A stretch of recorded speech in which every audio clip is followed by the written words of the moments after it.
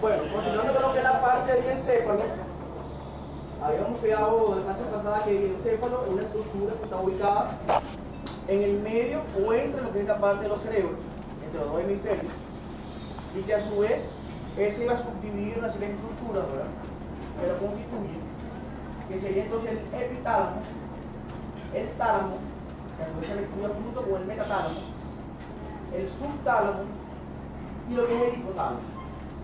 O sea, ya hemos dicho la clase en dar dos estructuras principales que son las más complejas, que era el epitálamo y lo que era el tálamo como tal. Continuando ahora, nos quedaría lo que es la parte del subtálamo. Veíamos en la clase pasada, ¿verdad?, que el diencéfalo es un centro de conexiones para todas las vías cerebrales, a excepción de la vía olfatoria, y que él nos iba a permitir entonces regular ciertas estructuras. Hay núcleos que tienen función de integración, mientras que hay otros núcleos que reciben mayor fila de proyección. Teníamos entonces que cuando estudiábamos lo que era la parte del diencéfalo, ella se distribuía en un sentido que era rostro-caudal, más no es antro-posterior como se en la figura, es rostro-caudal, es decir, que tiene una inclinación, ¿verdad?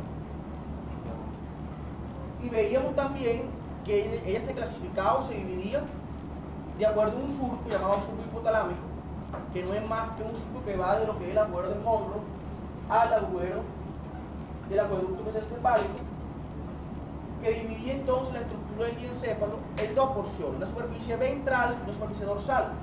En la superficie ventral o ventral a ese surco, que es este que está acá, que es el surco hipotalámico, se encuentra entonces lo que es el hipotálamo.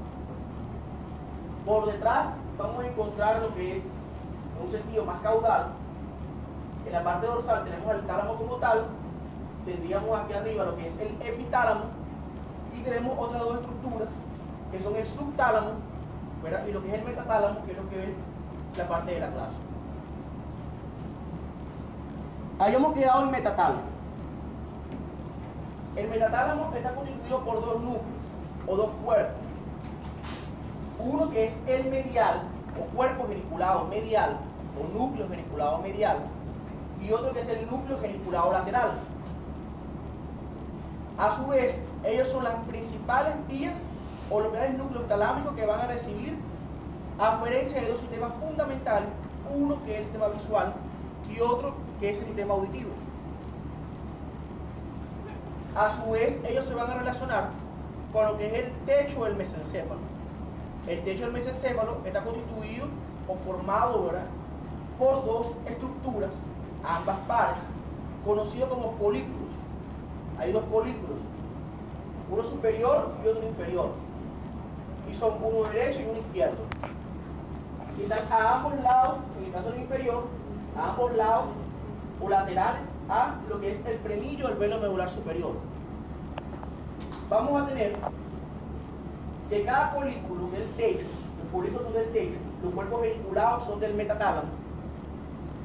Los núcleos geniculados se van a relacionar con los polículos correspondientes a través de una estructura conocida como brazos. El brazo del polículo superior, que es este que está acá, y el brazo del polículo inferior, que es este que está acá. A su vez, la relación se da de la siguiente forma. El cuerpo o núcleo geniculado medial se relaciona con el polículo inferior a través del brazo del polículo inferior.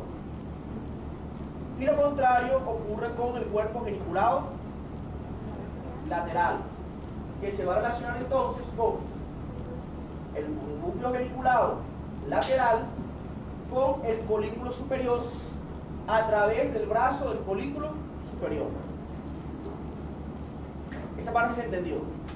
Les dije que él o ellos, ¿verdad?, constituyen un centro de relevo para dos sistemas especiales, uno que es el visual y otro que es el auditivo. Entonces, el cuerpo geniculado medial está relacionado con la audición, mientras que el cuerpo geniculado lateral está relacionado con la visión. Audición, el medial, lateral es la visión. Y si el lateral está con la visión, entonces el polículo superior también está relacionado con la visión. Al igual que ocurre entonces con la audición, que está en el cuerpo geniculado medial, se relaciona con el colículo inferior. Esos dos colículos, tanto superior como inferior, como son 4, ellos forman entonces lo que es el techo del mesencéfalo, o como son 4, se llaman cuerpos cuadrigémeos. Están inmediatamente caudal a lo que es la glándula pineal. Vemos entonces que el cuerpo o núcleo geniculado medial, él va a recibir entonces fibras directas procedentes del lemnisco lateral, pero la mayor parte de sus fibras son fibras de origen auditivo que van a proceder entonces de el colículo el medial, recibe del colículo inferior. ¿Ok? Entonces, hay una serie de estimulación. Cuando ve la parte visual, hay el nervio vestibular tiene dos porciones, una porción que es coclear y una porción que es vestibular. La parte del vestíbulo, que se encarga entonces de la audición, va a transmitir impulsos que van a alcanzar entonces, como cuando vea la parte auditiva, que van a llegar al colículo inferior. Y ese colículo inferior, posteriormente, se van a dirigir a través del brazo del colículo inferior al cuerpo o núcleo geniculado medial. Ahí ocurre la primera integración o el primer relevo a nivel del tálamo. De allí, ella recibe esa fibra y va a enviar una proyección, según una fibra de qué tipo, eferente, que se va a ir al área auditiva primaria. ¿Cuál es el área auditiva primaria? ¿Nadie se acuerda? Área 41 y 42 del lóbulo temporal, que está relacionado con los pliegues transversos de Hers. Hers.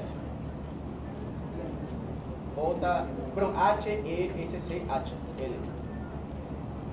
Bueno, van a tener entonces que esa parte del cerebro va a recibir entonces esas eferencias procedentes del cuerpo geniculado medial. Por lo tanto, ese trayecto o esas fibras o ese tracto, como lo quieran llamar, forma entonces lo que se conoce con el nombre de las radiaciones auditivas.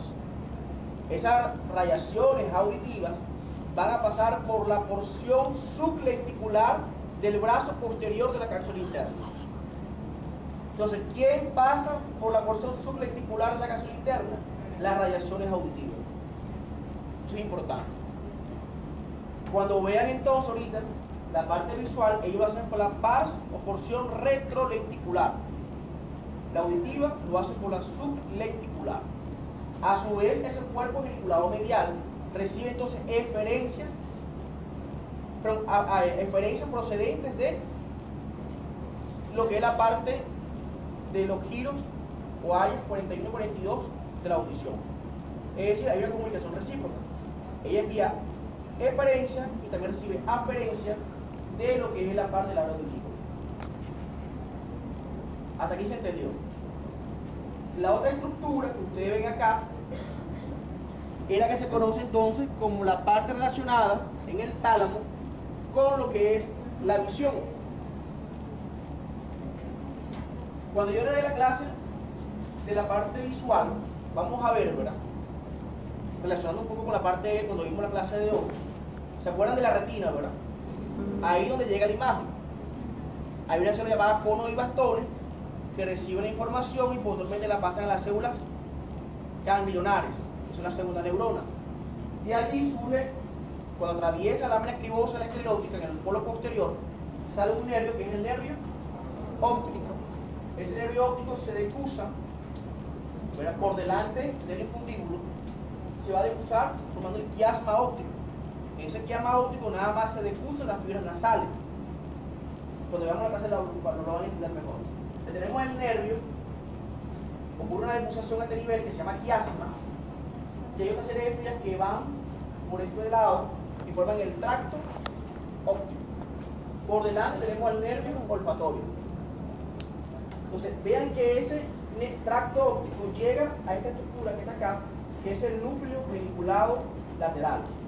Y este que está acá es el núcleo geniculado medial.